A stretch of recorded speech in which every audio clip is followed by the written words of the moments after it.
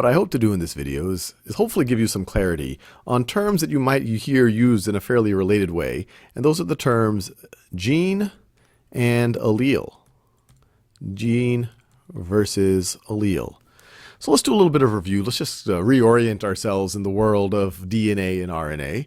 Let's say that this yellow squiggly line is a length of I don't know, say my DNA. And let's say this little white section right over here, that's if we were to zoom in. And we've represented the various base pairs. And the sequence of base pairs is really the information content in DNA. And here I've just kind of drawn it as a ladder. But we know that the real structure of DNA is kind of this twisted ladder, this double helix. Now, if we talk about this whole yellow squiggly line, and it could be even a section of a longer yellow squiggly line, this could code for multiple things, especially multiple proteins. So different regions of this could code for different proteins.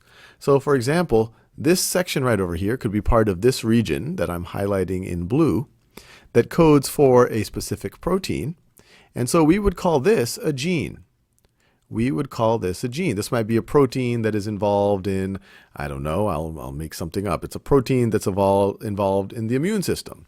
Maybe this stretch, let me do it in a different color. Maybe this stretch of DNA right over here. This stretch of DNA, maybe it's a longer stretch of DNA. Maybe it codes for a protein that's used. Maybe it's a protein that helps regulate DNA replication.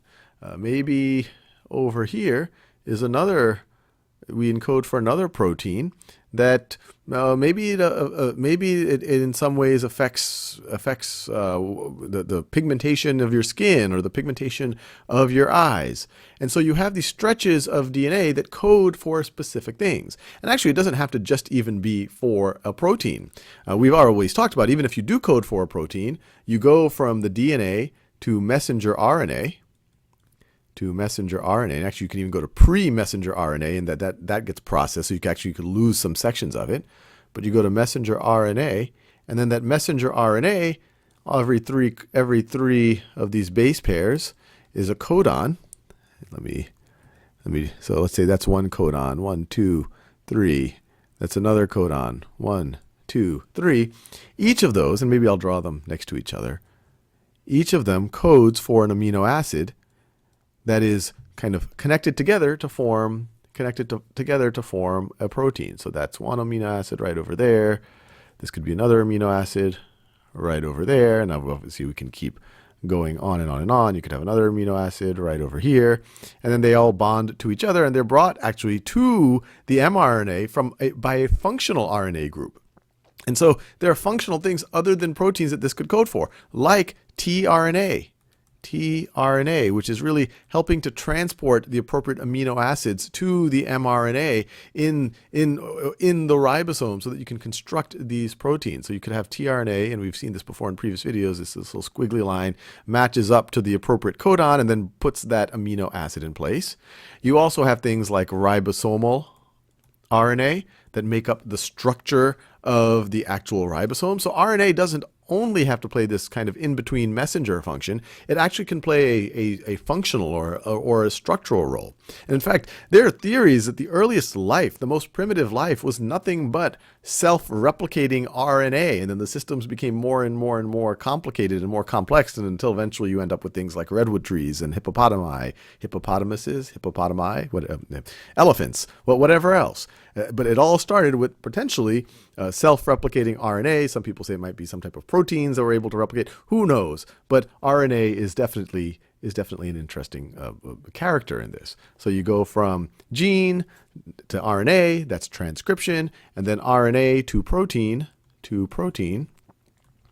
that is translation. But sometimes you just stop at the RNA, and the RNA by itself plays a function. That's functional RNA. So each of these genes, they can code for a type of protein or even a functional RNA. That's what a gene is. Now, what about an allele? Well, an allele is a specific variation of the gene. So, for example, let's say that you look at the same stretch of DNA. Let's say this is my DNA, and if I were to take your DNA out, and if I were to look on the same chromosome at the same region, we're both human beings, and we have, for the most part, very similar DNA. So this is actually, let me straighten it out. So let's say this is my DNA, a section of my DNA, and let's say this right over here, this in white is a section of your DNA. And so if we look at that gene, that blue gene, that's that on my DNA. Now if we look at that, and this is the blue gene, this is the blue gene on your DNA. Now we're both human beings and most of our genetic material is fairly similar, but we might have variations in how this gene is coded. For example, you might have, or I might have let's say I have an adenine right there, but right at that exact spot, you might have a different base. You might have you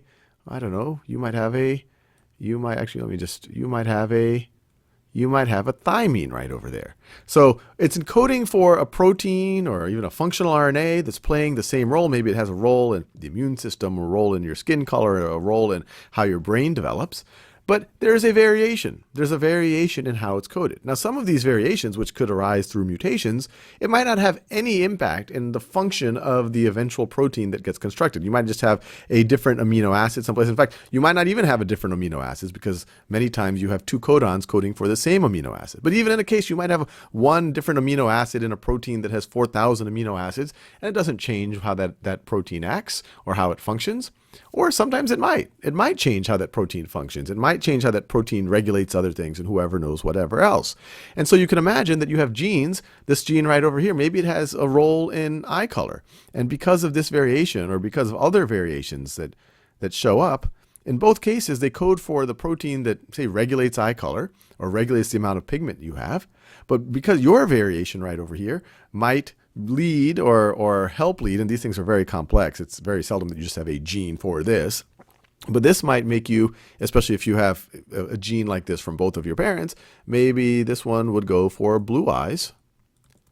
Blue eyes. It somehow helps produce blue eyes, while mine somehow helps produce brown eyes.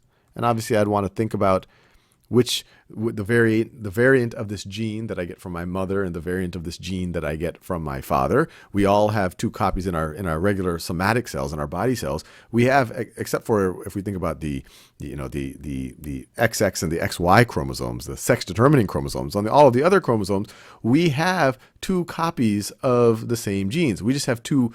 It's just they're different variants. One variant from your mother, one variant from your father. Or you could say that they are different alleles.